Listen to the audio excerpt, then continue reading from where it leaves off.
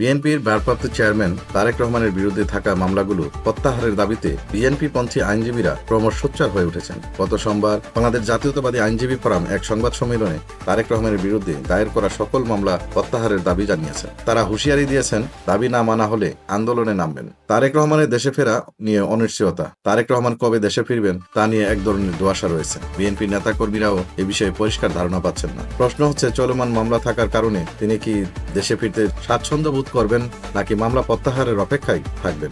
গত 5ই আগস্ট আওয়ামী লীগ সরকারের পতনের পর বিএনপির কর্মীরা ধারণা করেছিলেন তারেক রহমান দ্রুত দেশে ফিরবেন। অন্তর্বর্তী সরকারের প্রায় 2.5 মাস পার হলেও তার দেশে ফেরার বিষয়ে সুস্পষ্ট কোনো ইঙ্গিত নেই। বিএনপির নেতারাও এ বিষয়ে নিশ্চিতভাবে কিছু বলতে পারছেন না। বিএনপির আইন বিষয়ক সম্পাদক কাউসার কামাল বলেন, আওয়ামী লীগ সরকারের সময় যে গায়েবী মামলা দায়ের করা হয়েছিল সেগুলো এখনো প্রত্যাহার করা হয়নি। প্রতিটি মামলায় ভিত্তিহীন ও রাজনৈতিক উদ্দেশ্য প্রণোদিত। তিনি আরও জানান, মামলাগুলো প্রত্যাহারের জন্য দেশের বিভিন্ন জায়গায় এখনো পূর্ববর্তী সরকারের নিয়োগকৃত পাবলিক প্রসিকিউটররা পিপি দায়িত্ব পালন করছেন। তাদের অপসারণ না করলে মামলাগুলো প্রত্যাহারের কাজ সম্ভব না।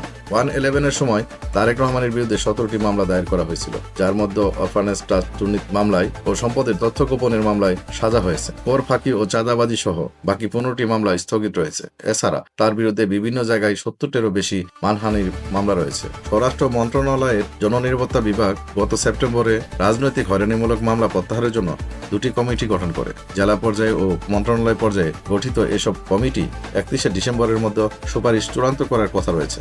জেলা পর্যায়ে কমিটি সুপারিশ পাঠানোর পর মন্ত্রণালয় পর্যায়ে কমিটি মামলাগুলো পরীক্ষা নিরীক্ষা করবে এবং প্রত্যাহারযোগ্য মামলা চিহ্নিত করে তালিকা তৈরি করবে। বিএনপি দাবি করছে, আওয়ামী লীগ সরকারের সময় 15.5 বছরে বিএনপি নেতা কর্মীদের বিরুদ্ধে প্রায় 1,45,000 মামলা দায়ের করা হয়েছে। এসব মামলার ভবিষ্যৎ কি হবে এবং তারেক রহমান কবে নাগাদ দেশে ফিরবেন তা এখনো অনিশ্চিত।